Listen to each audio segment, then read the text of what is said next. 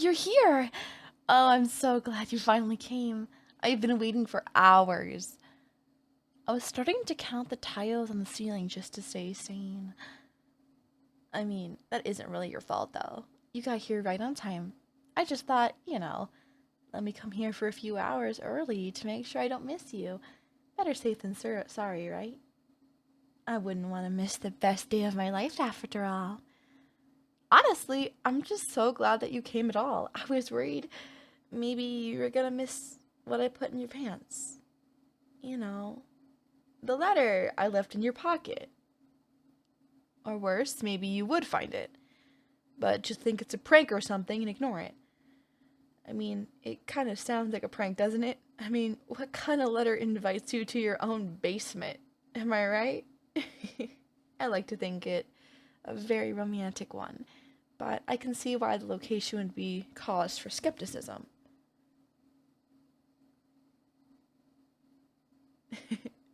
Why am I here? You sounded awfully displeased to have an innocent, defenseless girl like me in your basement. But there's no need to play coy, because I know all your dirty little secrets, and I think you know exactly why I'm here. No, I'm not talking about your homework folder. We both know that's just a decoy for what's really on your computer. What I'm talking about is just a bit less innocent than that.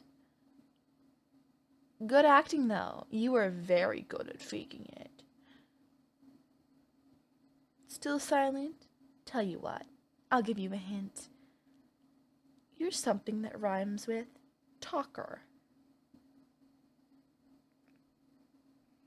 No? You're still playing dumb?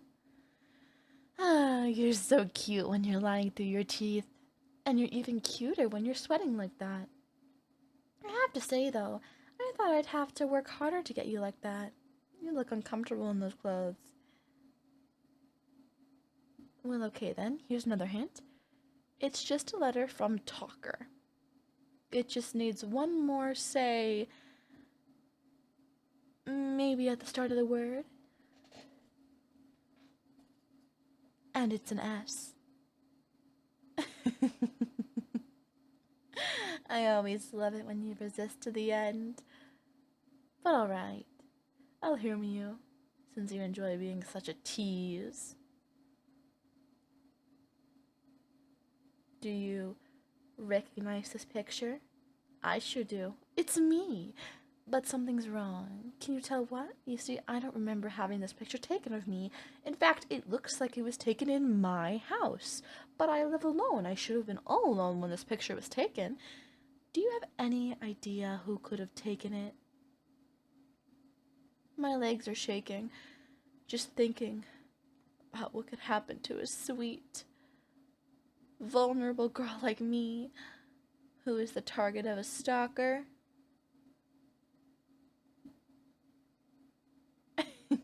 No, still doesn't ring a bell. That's hard to believe. But if you insist that you don't know what I'm talking about, then okay. Wink, wink. Yes, wink, wink is what I said. That's so funny though, because actually I know a bit about dealing with photos of myself. For instance, a lot of the time you can look at the reflections of the things in the photo to see what you'd normally think wasn't in the photo. And well, I know it's too small to make out in the photo, but if you were to zoom in right over here where I'm pointing, you'd actually be able to see the reflection of the person taking the picture. Whoever took it should really be more careful.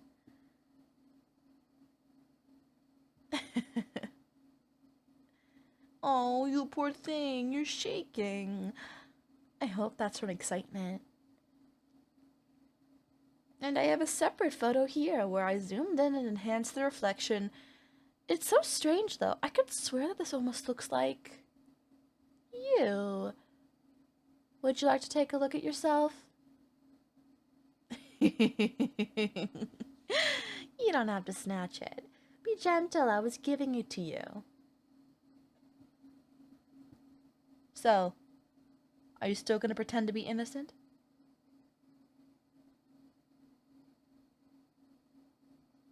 Well, that isn't enough. I also have your journal here. See? Look. It has your handwriting and everything. You left it by your open window, so I thought it was a present. It wasn't hard to crawl on through. Well, other than my hips getting a bit stuck. What? Yes, of course. How did you think I knew all about you being a stalker? I'm a bit, well, I like to think of myself as devoted, but obviously I'm a stalker too. I've been watching you for a very long time. Far longer than you've been stalking me for. How did you think I knew all about your little antics? And speaking of antics, you've got quite the collection of antics here in this journal. Following me home every night, going through my laundry. Why, you even collected the candy wrappers that I threw away. And I thought I would be the only one handling junk in this relationship. Here, I'll read it for you. I think I'll skip to the excessively lewd parts. Oh? You don't want me to read that? That's fine. I'll skip it. But it doesn't leave much for me to read. Not that I blame you.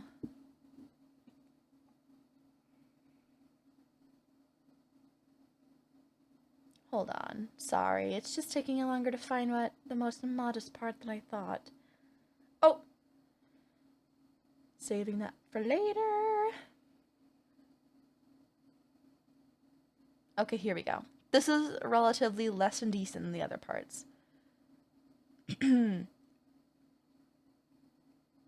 She left home 4 minutes later than usual today. As usual, I followed stealthily from behind to make sure she made it home safely. Whenever it was possible without getting caught, I traced her exact footsteps. Skydivers would be jealous of the adrenaline rush it gives me. Following in her footsteps, it makes me feel so close to her.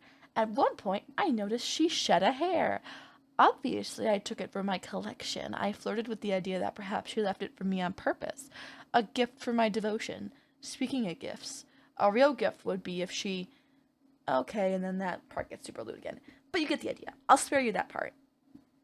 There was still one part I wanted to read to you, though. Oh, this is it. The poem. It really touched my heart, among other things. Here, listen for yourself. A tree grew an apple so juicy and sweet. Then the entire forest danced for the treat. The forest, every last tree laughed with glee. But not for me. My beating heart would not leave me be. For I saw the insects I so deeply despise, fluttering around with their wretched lust in their eyes, so I climbed past their vile buzzing in my ears and stole the apple to my haven, safe from fears. That's just so sweet. I just want to hang it on my fridge and maybe keep it in my wallet or something. But what's most sweet of all is that the meaning seems to be about kidnapping me. I mean, the next and most recent entry in your journal seems to prove that. Look, it says right here. She went home alone again today. As much as I wanted to stare only at her, I also had to keep watch because I'm not the only one keeping my eyes on her. There's no shortage of creeps who don't want to harm her. I've always tried to give her the distance she needs to be comfortable. I only took a portion of her wrappers, not all of them. I always made sure to only take the laundry she herself was getting rid of, and I've always followed her from behind at a respectable distance, even though I want to get closer. But now that distance is too much, and even by her side, I won't be able to properly protect and take care of her if she's in the outside world, where she can be attacked from so many different directions and avenues. So I'll take her somewhere safe, and my basement is very secure. And that's all you wrote. You know, I never believed in fate until I met you. But now, I see we're fated to be together. Because I've never felt more validated than you've made me. You see, I wanted to kidnap you as well. And I was going to, believe me. But now that I've seen you, that you feel the same towards me, that gives me the security I need to make myself more comfortable and more vulnerable and not have you under lock and key. I still have anxiety about not securing you, but about not making Sure that you're in my basement where no one else can get you, but I want to make you feel like you've made me feel. I want to show you that you're not alone, that your emotions and desires are completely legitimate. That's why I'm here. I thought I'd save you the trouble of kidnapping me and just meet you here in your basement and show you that I'm okay with being yours. That I am yours. Now, you said you wanted to take care of me.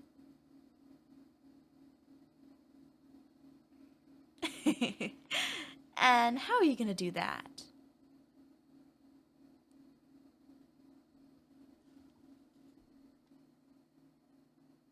Please like and subscribe. Thank you so much for watching.